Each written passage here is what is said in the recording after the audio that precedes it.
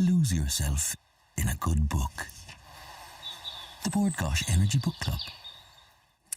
The Perfect Gift explores the often complicated relationship between mothers and daughters, with author Emma Hannigan reflecting on how her own children shaped her life. She is back battling cancer for the 10th time. She credits her family for keeping her going, and now with the release of the book in paperback, Emma joins us to fill us in on a whirlwind year. Emma, you are welcome as always. Thank you. Loving the long locks. This is a new look for you. It's a new look that grew actually in the makeup and hair room this morning.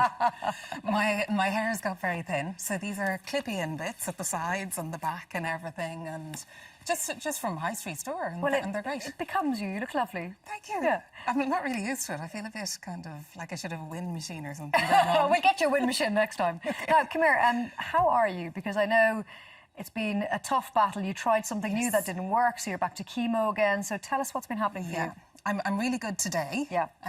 which is important to say for anybody who's going through cancer at the moment, if they're looking and kind of thinking, why does she look like she's okay? Today is good. As you rightly said, I was on tablets before, which are called PARP inhibitors. And these are the new way that they're really going to start trying to treat cancer. It's basically getting your own immune system to fight the cancer. But they were allegedly going to be the absolute billy whiz for me, and they were pretty much designed for the type of cancer I have. But sadly, they didn't work. I didn't tolerate them well. I was the most ill I've ever been. And you were in a lot of pain, weren't you? I was in serious pain, but that was from the cancer rather than the tablets. But this is the first time that my life has been stopped totally by the cancer, because it was in both sides of my neck, it was the back of my head, but it was also in my shoulder, it was under my arm, but my entire shoulder was swollen out. You couldn't see my collarbone, all under here. I'm still quite swollen, my arm is still swollen and everything, but it's going down. So, you know, the PARP inhibitors didn't work. That was really disappointing. It was really hard for my kids. It was hard for my parents, for my friends, because we all had great hope with it and thought it was going to be great. And it's hard then when there's a knockback like that. But I'm lucky that there were options for me. So I was moved on to a chemotherapy, and I'm on round 5 of that, and it's working like a dream. It's great. Good. I'm glad to hear that. Yeah. Okay. So it's good. It's good. It's good. It's getting better. It's getting better. I'm on the up. There's light at the end of the tunnel again, and you know, so it's you know, the treatments very often don't work sometimes, and then there's something else that does work. So, you know, that's something I would say to people if they're watching, and you know, maybe if they have tried something and it hasn't worked or whatever, don't give up hope. You know, that there are lots of treatments there. There are new ones coming online all the time. Research is chucking out amazing new treatments all the time. So, you know, just because there's a knockback, it happens to a lot of people, but it doesn't mean that that's the end. And that's something people really need to try and keep in mind. Well, I mean, if you consider where you were when we first met you. Yeah. That was a long time ago. That was a long time ago. After ago. the first book, Emma. Yeah. Yeah. And you know, I don't know what the prognosis or the outcomes then were, but you're still here. You're still swinging, still standing. Still standing. Still with my writing. clip-in hair. With your clip-in hair. With my clip-in hair. But So, I'm still writing. I tell you what, can I, and I don't mean this rudely, I mean it in the nicest possible way, can we leave the cancer to one side? Yes, Because absolutely. it doesn't define you. No. What defines you is motherhood and writing. Absolutely, absolutely. No, and you're combining both of them in this book. Absolutely, and it is the thing that keeps me going.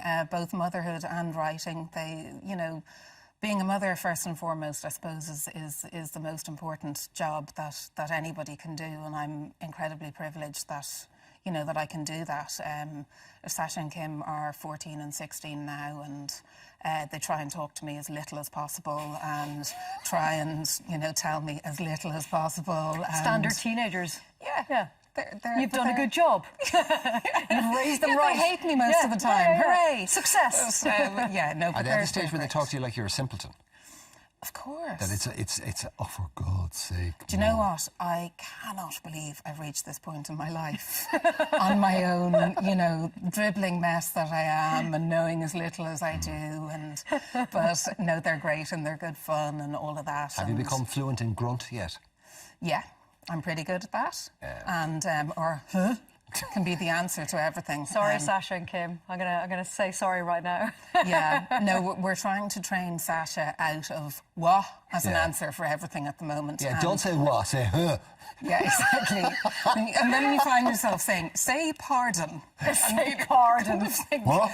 He's the last time you said Say pardon. I know he's not going to say it, but I do try. You know, it's. Yeah. But apparently they're both polite in other people's houses. Yeah, well, That's That's all that is it? matters. Once when they leave the house, they're polite to the outside world. You've done your job. Yeah. Listen to me. Speaking of motherhood, I suppose motherhood isn't just your relationship with your children, but it's also your relationship with your mother. Yes, and absolutely. how I don't know whether it's the wisdom, the genes, the lore, whatever, how it is you approach it. Yeah. It's all part of a continuum, isn't it? Absolutely. And this current book, The Perfect Gift, is kind of well, it's a novel and fiction, obviously, but it's also a sort of a study of that too, isn't it? It really is. And we built a house in my parents' garden. They never managed to get rid of me. In fact, I moved everybody in.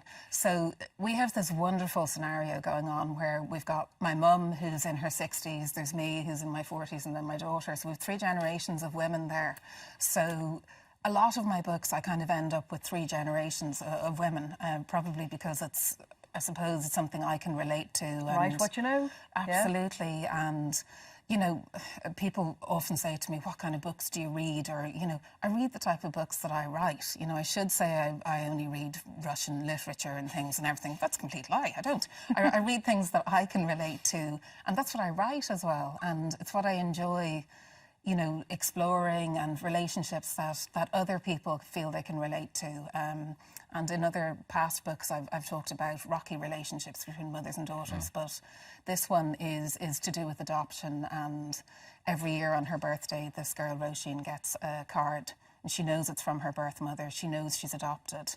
And when she turns 30, a letter arrives. She doesn't know where these cards and letters are coming from, but a letter arrives with more information, and she suddenly really wants to know where she came from, but she's worried about upsetting her adoptive parents. So it explores this idea of, you know, not wanting to hurt the people who are essentially your parents, but yet wanting to know who you are and where you came from. Universal themes, Emma. Identity, home, heart and wallet.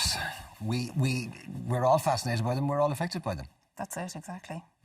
I hope I explored it nicely, but it's a good beach read, and it's, you know, there's I've told people it ruins their mascara, but it also makes them laugh. So. Just wear waterproof mascara, you'd be grand. Exactly. The perfect gift. The perfect gift. The perfect summer read. Available in all good bookstores right now. And bad ones. Emma's always at pains to say that. Would you like to be with a chance of winning a book club goodie bag and versus tablet? Well, all you have to do is work out what famous author we are describing. Today's clue is this author sadly passed away on the 30th of July 2012. Oh, sorry, I know who it is, and I'm sad that she is gone all the time. Now, to enter, send your answers to irelandam at tv3.ie or post them to Bord Gáis Energy Book Club, TV3 Westgate Business Park, Ballymount, Dublin 24. Lose yourself in a good book. The Bord Gáis Energy Book Club.